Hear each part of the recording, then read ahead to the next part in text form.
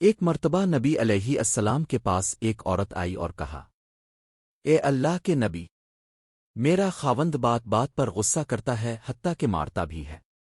یہ بات دونوں کان کھول کر سننے والی ہے، باقی باتیں تو چلو ایک کان سے سن لینا، مگر مردوں سے گزارش ہے کہ یہ بات ذرا دونوں کان کھول کر سنیں۔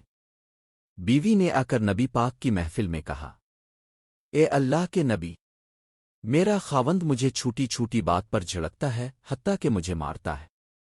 تو اللہ کے نبی علیہ السلام نے فرمایا، تمہارا چہرہ سیاہ ہو، تم اپنی بیوی کو باندی کی طرح مارتے ہو، پھر اس کے ساتھ تم بوس و کنار کرتے ہو، کیا تمہیں اس بات پر حیا نہیں آتی؟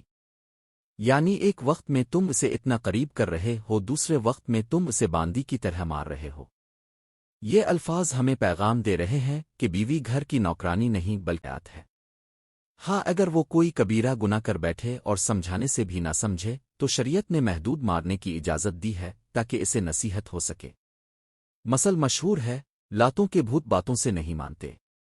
دو باتیں بڑی عام ہیں، ایک یہ کہ عورت کی زبان قابو میں نہیں رہتی، اور دوسری یہ کہ مرد کے ہاتھ قابو میں نہیں رہتے۔